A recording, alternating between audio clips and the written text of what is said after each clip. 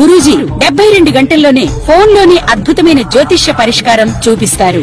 నమ్మండి నమ్మకపోండి, ఇది నిజం. శ్మశాన కాళి రుద్ర చౌడీదేవి ఆరాధకులు నంబర్ 1 వశీకరణ స్పెషలిస్ట్. గురూజీ మనిషి పుట్టుక నుండి చనిపోయే వరకు వచ్చే అన్ని క్లిష్టమైన సమస్యలకు పరిష్కారం ఇక్కడ లభిస్తుంది. విద్య, ఉద్యోగం, వ్యవహారం, స్త్రీ ప్రేమ, పెళ్లి, సంతానం, స్త్రీ పురుష వశీకరణం, భూవశం, భార్యాభర్తల కలహాలు, కోర్టు సమస్యలు, విడాకుల సమస్యలు, చేతబడి, అప్పుల బాధ, ఇంకా మీకు ఎలాంటి సమస్యలు ఉన్నా 72 గంటల్లోనే శాశ్వత పరిష్కారం చేయబడును. ఓం మహాగణాధిపతయే నమః. ఓం గం గం గణపతయే నమః. అయ్యా, ఇప్పుడు రాబోయే మార్చి 30వ తారీఖు నూతన సంవత్సరం ఉగాది. విశ్వావసునామ సంవత్సరం అనే పేరుతోటి విశ్వావసునామ సంవత్సరం వస్తోంది. దానికి రవి రాజు ఎవరయ్యా అంటే రవి అయ్యారు. అలాగే మంత్రి చంద్రుడు అయ్యాడు, సేనాధిపతి రవి అయ్యాడు. ఈ పరిస్థితిలో విశ్వావసునామ సంవత్సరం మార్చి 30వ తారీఖు నుంచి 26 మార్చి వరకు ఎలా ఉన్నాయంటే గ్రహగతులు, దేశకాల పరిస్థితులు అనేక రకాలుగా చాలా ఇబ్బందులతో కూడుకున్నది. విశ్వావసునామ సంవత్సరంలో చాలా రకరకాల ఇబ్బందులతో కూడుకున్నది. మంత్రి రాజుకి రాబోయే కాలం రాజు ఎవరయ్యా అంటే రవి అయ్యాడు. ఆ రవి అవ్వడం చేత శత్రువులు ఎక్కువ ఉంటారండి రాజుకి. అలాగే మంత్రికి వచ్చేసరికి ఇబ్బందులు రకరకాలుగా ఉంటాయి. సేనాధిపతి అలాగే రవి అయ్యాడు. ఇందు మూలంగా రాబోయే కాలం విశ్వావసునామ సంవత్సరం ఏ విధంగా ఎలా ఉంటుంది అంటే పరిపాలనా విధానంలో కానీ పెద్ద పెద్ద రాజకీయ నాయకులకి పెద్ద పెద్ద ఇది ఉన్న వాళ్ళందరికీ కూడా చాలా రకాల ఇబ్బందులు వస్తాయి దేశకాల పరిస్థితులు. అందులో భారతదేశానికి కొంచెం రాబోయే కాలం అంతా విశ్వావసునామ సంవత్సరంలో రాబోయే కాలం అంతా చాలా కష్టాలతో కూడుకున్నదని ఎవరికయ్యా అంటే దీని సినిమా వాళ్ళకి చాలా ఇబ్బందులు ఉన్నాయి. పెద్ద పెద్ద సినీ పరిశ్రమలకి పెద్ద పెద్ద హీరోలకి ఇబ్బందులు తప్పవని చెప్పడానికి అనేక రకాలుగా కనపడుతోంది విశ్వావసునామ సంవత్సరం. అలాగే మంత్రి పదవుల్లో ఉన్న వాళ్ళకి పెద్ద పెద్ద పదవుల్లో ఉన్న వాళ్ళకి కూడా అన్ని విధాల ఇబ్బందులు, చాలా చికాకులతో కూడుకున్నది. ఏ ప్రభుత్వంలోనూ కూడా ఎక్కడక అంటే భారతదేశంలో పెద్ద పెద్ద నాయకులు గండాలు కూడా కనపడుతున్నాయి. ఆ గండాల నుంచి తప్పించుకోవడానికి భగవంతుడి దయ వల్ల భగవత ఆరాధన, రాజశ్యామల యాగం చేయించుకోవడం కానీ, వారాహిదేవుని పూజించడం కానీ ఇలాంటివి చేసుకుంటూ ఉంటే కూడా మంత్రులు కానీ సినిమా వాళ్ళు కానీ పెద్ద పొజిషన్లో ఉన్న వాళ్ళంతా కూడా అతి జాగ్రత్తలు పాటించాలి. నోరు అదుపులో పెట్టుకుని మాట్లాడుతూ ఉండాలి. తొందరపాటు ఉండకూడదు. దేశకాల పరిస్థితులు ఎలా అంటే మన భారతదేశంలో ఉన్న ప్రతి రాష్ట్రంలోనూ చాలా చేర్పులు మార్పులు, మంత్రులు మారిపోవడం కానీ దేశకాల పరిస్థితుల్లో అప్పటికప్పుడు సడన్గా విపత్తులు వచ్చి సస్పెండ్ అవ్వడం కానీ, మంత్రుల్లో కానీ రాజుల్లో కానీ అనేక రకాల ప్రాబ్లమ్స్ రావడానికి విశ్వావసునామ సంవత్సరంలో చాలా ప్రాబ్లమ్స్ కనపడుతున్నాయి. అలాగే రాబోయే కాలాన్ని చూస్తుంటే ఆఖరికి దేశకాల పరిస్థితుల్లో పరిపాలన తగ్గిపోతోంది. స్వార్థపరులు ఎక్కువైపోయారు. ఇప్పుడు తెలుగు రాష్ట్రాలే మనకి నిదర్శనం. ఈ తెలుగు రాష్ట్రంలో పరిపాలన లేదు. ఒకళ్ళు బురద జల్లుకోవడం, కక్షలు తీర్చుకోవడం, వాళ్ళని వీళ్ళని జైల్లో పెట్టించడం. అయ్యో పరిపాలన లేదు ఇక్కడ, ఏ విధంగా పెడదాం అనే ఎక్కడ ఎవరిలోనూ పగతో సాధించే పరిపాలన నడుస్తోంది. కానీ తెలుగు రాష్ట్రాల్లో ఎక్కడ అయ్యో మన చేతికి పరిపాలన వచ్చింది, గతంలో వాళ్ళు ఎలా చేశారో ఏం చేశారో మనకు అనవసరం, ఇప్పుడు మన చేతిలో మన రాష్ట్ర పరిపాలన మన చేతికి వచ్చింది, మనం ఈ విధంగా ప్రజలను ఆదుకోవడం, వాళ్ళ సంక్షేమ పథకాలు, విద్యా సౌకర్యాలు ఎక్కడికక్కడ వాళ్ళకి లేనివాడికి పెన్షన్లు ఉన్నవా ఇచ్చేస్తూ రకరకాలుగా చదువుకునే పిల్లలకి విద్యావంతులు చక్కగా వాళ్ళ సహాయపడి రకరకాలుగా వాళ్ళకు ఉపయోగపడండి. అంతేగాని స్వార్థం, మన చేతిలో ఒక రాజ్యం వచ్చిందని గతంలో ఎవడో చేశాడు వాడిని ఏదో జైల్లో పెట్టిద్దాం, వీడిని తన్నిద్దాం, ఇది కాదు చేయవలసిన పని. మీరు మళ్ళా వచ్చే ఎన్నికల్లో నిలబడాలంటే ఎలాగైనా మధ్యంతర ఎన్నికలు కనపడుతున్నాయి భారతదేశానికి. ఏమో చెప్పలేము. ఎనీహౌ 2027 2026 అనే టైంలో తప్పకుండా జమినీ ఎలక్షన్ పడడానికి అవకాశాలు ఉన్నాయి. కొన్ని ప్రభుత్వాలు కూలిపోయేది కూడా కనపడుతోంది. అలాగే సీఎంలు కూడా మారే ఛాన్స్ కనపడుతోంది ఈ సంవత్సరం. ఎక్కడనే చెప్పలేము. ఏ రాష్ట్రంలో అయినా సరే అవ్వచ్చు. సీఎంలు మారడానికి అవకాశాలు ఉన్నాయి అన్ఎక్స్పెక్టెడ్గా. కానీ వాళ్ళ పార్టీ ఉంటుంది, కానీ సీఎంలు మారుతారు. ఆ సీఎంలు మారాక మళ్ళా పరిస్థితుల్లో కొన్ని మార్పులు జరుగుతాయి. ఏదేమైనప్పటికీ కొన్ని ప్రభుత్వాల్లో చాలా ఇబ్బందులు కనపడుతున్నాయి. ప్రధానమంత్రి అవ్వచ్చు, ప్రధానమంత్రి విషయంలో కూడా కొన్ని ఇబ్బందులు, అనారోగ్య సమస్యలు కనపడుతున్నాయి ఆయనకు కూడా. ఆ విధంగా ఆయన చాలా దైవభక్తుడు, ఎన్నో రకాలుగా కాశీ విశ్వేశ్వరుని బాగా ఆరాధిస్తాడు. ఆయనకి దైవ నమ్మకం, బాగా శివుని బాగా ఆరాధిస్తారు. అటువంటి వారికి ఆరోగ్యం బాగుండాలని విశ్వావసనామ సంవత్సరంలో ఆయన ప్రధానమంత్రిగా బాగుండాలని ఆశీర్వదిస్తున్నాం. కానీ ఎప్పటికీ జాగ్రత్తలు తీసుకోక తప్పదు. ఆయనకు కొన్ని సమస్యలు ఉన్నాయి. ఆయన కూడా జాగ్రత్త పడుతూ వెనక ముందు ఆలోచిస్తూ స్టెప్ వేయడం వలన, సెక్యూరిటీ వల్ల కానీ ఇంకో రకంగా కానీ ఇబ్బందులు వచ్చే చూసుకుంటూ మన ప్రవర్తనలో వెనక ముందు ఆలోచించుకుంటూ ప్రధానమంత్రి కూడా కొన్ని జాగ్రత్తలు పాటించవలసింది తప్పదు. అందుకని దేశకాల పరిస్థితులు ఉన్నాయి. ఇకపోతే ద్వాదశ రాశి ఫలితాల్లో ఎవరికి ఎలా ఉందయ్యా అంటే, తులారాశి వారికి ఎలాగుందయ్యా అంటే, విశ్వావసనామ సంవత్సరంలో ఆదాయం 11, వ్యయం 5, రాజపూజ్యం 2, అవమానం 2. వీరికి కూడా స్వాతి నక్షత్రం తులారాశి వారికి, విశాఖ తులారాశి వారికి ఎటువంటి ఫలితాలు అంటే మహారాజయోగం పడుతోంది. వీరికి ఏ విషయంలో చూసినా ఇప్పటిదాకా పడ్డ బాధలకి విశ్వావసనామ సంవత్సరం మార్చి 30 నుంచి ప్రారంభమవుతోంది. పాడ్యమి తిథి నాడు పాల్గొన మాసం వెళ్ళిపోయి చైత్ర మాసం వస్తుంది. కాబట్టి అక్కడి నుంచి వీళ్ళకి అన్ని రకాలుగా ఆర్థిక ఇబ్బందుల్లోంచి బయటపడడం కానీ, శారీరక బాధలు కానీ, ఇంట్లో సమస్యల వల్ల కానీ, పిల్లల వల్ల కానీ, భార్యాభర్తల వల్ల కానీ ఎటువంటి ఇబ్బందులు ఉన్నప్పటికీ కూడా తులారాశికి మహారాజయోగం పడుతోంది. ఆ రాజయోగం ఎలా ఉంటుందయ్యా అంటే అసలు చెప్పడానికి లేదు. అసలు ఊహించ నిన్న దాకా ఇలా ఉన్నాం, ఇవాళ ఇలా జరిగింది, ఇది నిజమేనా కళ అనే స్టేజ్లోకి పెడతారు. అంచేత వీళ్ళకి రాజభోగం పడుతోంది. వీళ్ళు ఎంతసేపు లక్ష్మీ నరసింహస్వామిని, స్వాతి నక్షత్రం తులారాశి లక్ష్మీ నరసింహస్వామిని ఆరాధన చేయడం, తరచు వారి గుడికి వెళుతూ ఉండడం. స్వాతి నక్షత్రం వచ్చినాడు అసలు లక్ష్మీ నరసింహస్వామి నక్షత్రమే స్వాతి నక్షత్రం. ఆ స్వాతి నక్షత్రం వచ్చినాడు లక్ష్మీ నరసింహస్వామి దేవాలయానికి వెళ్ళడం కానీ, చక్కగా ఆయనకి అర్చనలు చేయించడం కానీ, ఆయనకి అభిషేకం చేయించడం వల్ల కానీ రాజయోగం తొలతూగుతూ ఉంటారు. అన్ని రంగాల్లో, ఫైనాన్స్ పరంగా అవచ్చు, హెల్త్ ప్రకారం కావచ్చు, ఏ రంగంలో చూసినా, వ్యాపారంలో చూసినా, వివాహ విషయాల్లో, సంతాన పరంగా చూసినా ఆ ఇంట్లో శుభకార్యాలు, శుభవార్తలు వినడం, బంధువర్గం నుంచి మంచి పేరు ప్రతిష్టలు రావడం, సంఘంలో గౌరవం, మనం చేసే ఉద్యోగాల్లో పేరు ప్రతిష్టలు రావడం జరగడం తథ్యం అని చెప్పడానికి ఎన్నో విధాలుగా తులారాశికి అన్ని రంగాల్లో అన్ని. అలాగే వ్యక్తిగత జాతకం కూడా చూసుకోండి. రాశ్యాధిపతే కాదు, వ్యక్తిగత జాతకంలో అక్కడ మీ దశలు కూడా ఒక్కసారి మీ దగ్గరగా ఉన్న సిద్ధాంతాన్ని కాంటాక్ట్ చేసుకుంటూ చక్కటి ఫలితాలు పొందమని మీకు మనవి చేసుకుంటూ అర్థం చేసుకోండి. పదే చెప్తున్నాను. వ్యక్తిగతం కూడా చూడండి, దైవికంగా వెళ్ళండి, అన్ని రకాలుగా బాగుంటారు. శతభిష నక్షత్రం కుంభరాశి వారికి ఆదాయం 8, వ్యయం 14, రాజపూజ్యం 7, అవమానం 5. అయినప్పటికీ శతభిషం కుంభరాశి, పూర్వభాద్ర కుంభరాశి వాళ్ళకి ఈ సంవత్సరం ఎలా ఉందంటే కొంచెం ఆగస్టు వరకు జాగ్రత్తలు తీసుకోక తప్పదు. ఆగస్టు నుంచి వాళ్ళకి కొంచెం మార్పులు కనపడతాయి. ఎందుకంటే షష్టగ్రహ కూటం ఎఫెక్ట్ కూడా ఉంది. మీనరాశిలో షష్టగ్రహ కూటం ఈ ఎఫెక్ట్ కొంచెం కుంభరాశి వాళ్ళకి, మీనరాశికి కూడా చూపిస్తుంది. ఆదాయ వ్యయాలు ఎలాగంటే ఆదాయం 8, వ్యయం ఏమండి ఆదాయం 8, వ్యయం 14 ఎక్కడి నుంచి తేవాలి, ఎలా తేవాలంటారు. దానికి దీనికి సంబంధం.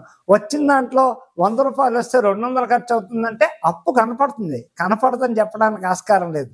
ఏదేమన్నప్పటికీ కుంభరాశికి శతభిష నక్షత్రం కుంభరాశి వాళ్ళు, పూర్వభాద్ర కుంభరాశి వాళ్ళకి ఆగస్టు వరకు కొంచెం ఇబ్బందులు ఉంటాయి. అక్కడి నుంచి మిశ్రమ ఫలితాలు ఇస్తూ మెల్లిమెల్లిగా వాళ్ళకు కూడా కొంచెం మంచి జరుగుతూ ఉంటాయి. పడ్డ బాధలకి ఏ సినిమా ఫీల్డ్ వాళ్ళు అవ్వచ్చు, రాజకీయ పరంగా వాళ్ళు అవ్వచ్చు, కొంచెం ఇబ్బందులు ఏప్రిల్ లగాయితూ ఆగస్టు సెప్టెంబర్ దాకా కొన్ని జాగ్రత్తలు తీసుకోవాలి. ఎందుకంటే సెల్ఫ్ డ్రైవింగ్ జాగ్రత్త, వీళ్ళు ఎంతసేపు సెల్ఫ్ డ్రైవింగ్ జాగ్రత్త, ఫైనాన్స్ విషయంలో జాగ్రత్త. ఇచ్చిన సొమ్ము తిరిగి రాదు, ఇచ్చిన సొమ్ము తిరిగి రాదు. బయట ఇంకా నిందలు పడ్డం, అవమానాలు పడ్డం ఇలాంటివన్నీ జరుగుతాయి. కాబట్టి ఫైనాన్షియల్లో జాగ్రత్త, డ్రైవింగ్ విషయంలో జాగ్రత్తగా ఉంటూ మీ నియమాలు ఎంతసేపు హనుమంతుడిని ఆరాధిస్తూ చక్కటి ఫలితాలు ఇస్తూ చక్కగా అక్కడ మీరు చేయవలసిన శతభిషం కుంభరాశి వాళ్ళు మధ్యవేళ గోమేధకం పెట్టుకోండి.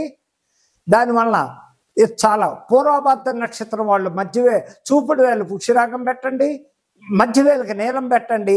దానివల్ల మీకు ఎన్నో రకాలుగా అంటే వ్యక్తిగత జాతకం. ఇప్పుడు కుంభరాశి వాళ్ళకి బాగోలేదు అని చెప్పడానికి వ్యక్తిగత జాతకం రాశి ప్రకారంగా శని నడుస్తుంది. వ్యక్తిగత జాతకంలో మీకు ఏ గురు మహాదశం, బుధ మహాదశం, శుక్ర మహాదశం చక్కటి ఫలితాలు ఉన్నాయనుకోండి, దానివల్ల కూడా సగం ఎఫెక్ట్ పోతుంది, శని ఎఫెక్ట్ చక్కగా ఉంటారు.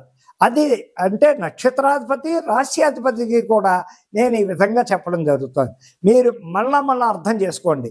అక్కడ కుంభరాశి శతభిషం కుంభరాశి వారికి మధ్యవేలు గోమేతకం, ఓ పూర్వభాద్ర నక్షత్రం కుంభరాశి వారికి మధ్యవేలుకి నీలం, చూపుడు వేలు వృక్షరాగం ధరించండి. మంచి రోజులు వస్తాయి, అయినప్పటికీ అంత భయపడిపోయేది లేదు.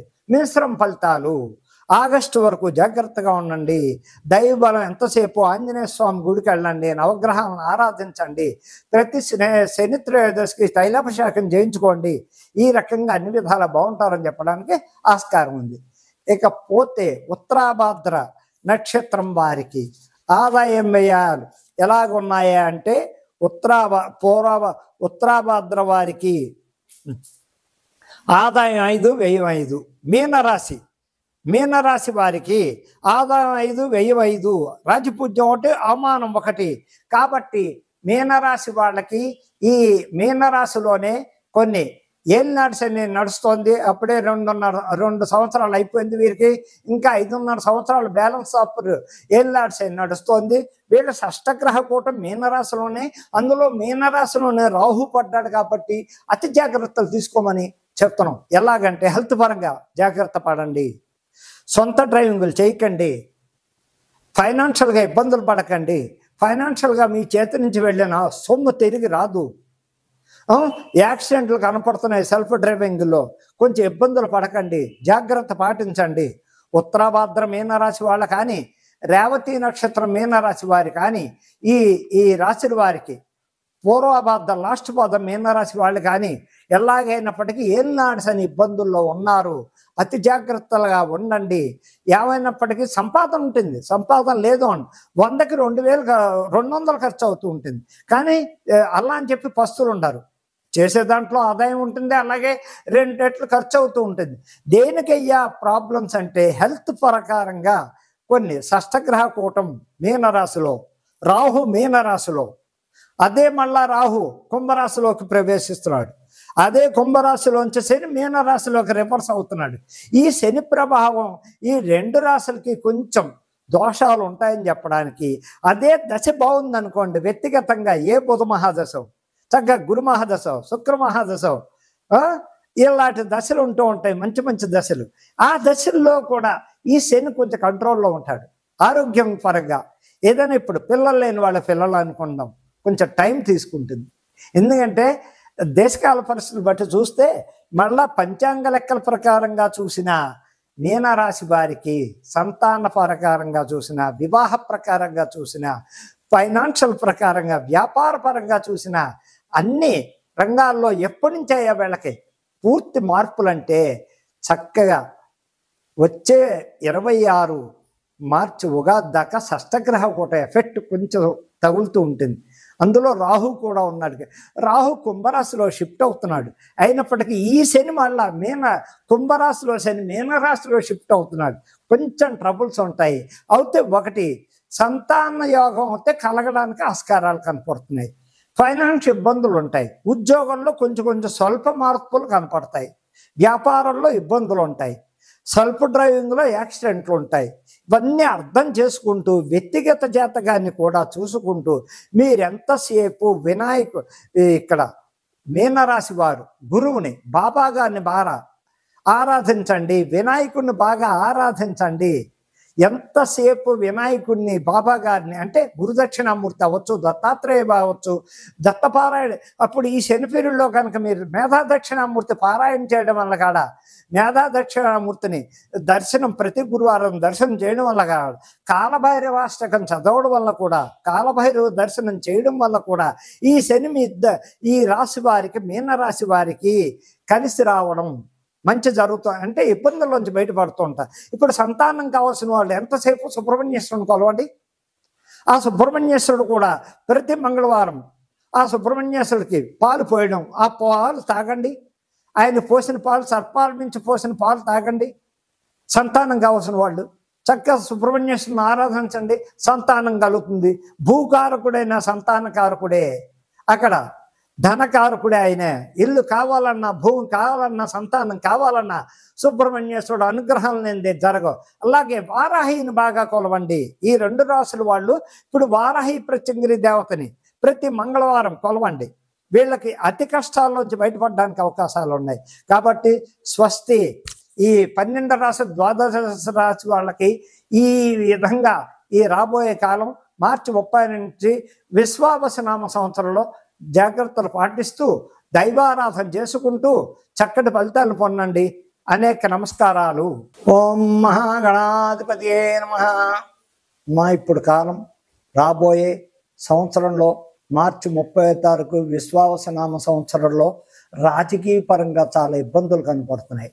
ప్రతి చోట, ప్రతి స్టేట్లోనూ, ప్రతి కంట్రీలోనూ అనేక రకాల ప్రాబ్లమ్స్ కనపడుతున్నాయి. ఎలాగంటే రాజకీయ నాయకులకు పడక పక్కనున్న వ్యక్తికే తన సాటివాడు మంత్రి అయినప్పటికీ, వీడి మంత్రి అయినప్పటికీ కూడా ద్వేషాలు పెరిగిపోవడం, ఒకళ్ళొకళ్ళు ద్వేషించుకోవడం. ఇప్పుడు ఈవేళ మీడియాలకి దగ్గరికి వస్తులోకి వీళ్ళు మీడియా దగ్గరలాగా ప్రవర్తన, అసలు ఎవరి ప్రవర్తన బాగోలేదు రాజకీయ నాయకులు.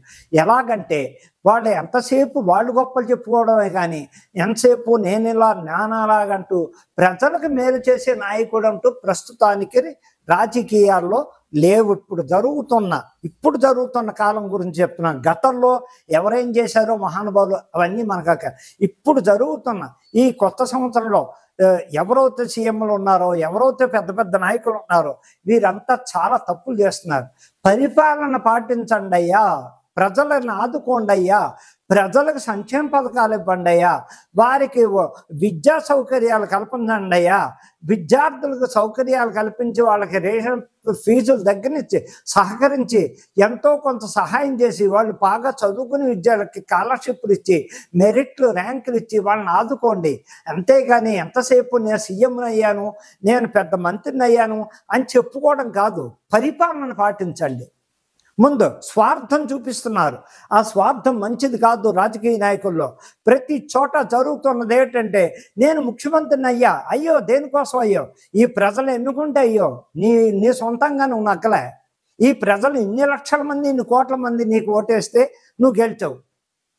ఆ ప్రకారంగా అప్పుడు నువ్వు ఆ ప్రజలను ఏ విధంగా అయ్యా ఈ సహాయం కావాలంటే నెలల తరపుడు అపాయింట్మెంట్ ఇవ్వరా? 2 నెలలైనా మీ పక్క పిఏ అంటాడు ఇంట్లో ఉండగా కూడా సార్ ఇప్పుడు కలవడు అంటే ఓట్లు వేయించుకోవడానికి వచ్చిన పూర్ గుడిసెల్లోకి వచ్చి, మట్టి పొలాల్లోకి వచ్చి, అందరిళ్ళ దగ్గరికి వచ్చి అమ్మా మాకు ఓటేయండి అని అడుక్కుని వాళ్ళకు ఓటుకు నోటికింతని చెప్పి మీరు చేయించుకున్న దాంట్లో అప్పుడు లేని బాధ. మీరు ఒక మంత్రి పదవి ఎక్కి సీఎం పదవి కుర్చీలో కూర్చున్నాక ఆ వేళ ఎందుకు కనపడరు ఈ ప్రజలకి? ఏ సహాయం చేస్తున్నారని చెప్పి రాజకీయ పరంగా స్వార్థం కాదు. మీరు ఉండాలి, రాజకీయంగా ఉండద్దు, మిమ్మల్ని ఎవరు పోటీ చేయొద్దని చెప్పం. రాజు ఉండాలి, మంత్రి ఉండాలి, అక్కడ ప్రధానమంత్రి ఉండాలి. దానికి స్వార్థపరంగా రాజకీయాలు చేయకండి. ప్రజలను ఆదుకోండి. ప్రజల దగ్గర నుంచి మీరు ఓటు పొందారు, ప్రజాదరణ మీకు వచ్చింది, ఇన్ని లక్షల మెజార్టీతో మీరు నగ్గారు. ఆ నగ్గినందుకు మీరు ఎవరినాయి? మీలో మీరు డబ్బులు పంచుకోవడానికా? వచ్చిన సంక్షేమ పథకం మీకు వచ్చిన ఫండ్స్ అన్ని సెంట్రల్ గవర్నమెంట్ నుంచి వచ్చిన ఫండ్స్ అంతా ఏమైపోతున్నాయి? ఎక్కడ పోతున్నాయి ఈ ఫండ్స్? ఎవరికి ఇస్తున్నారు? చెప్పండి.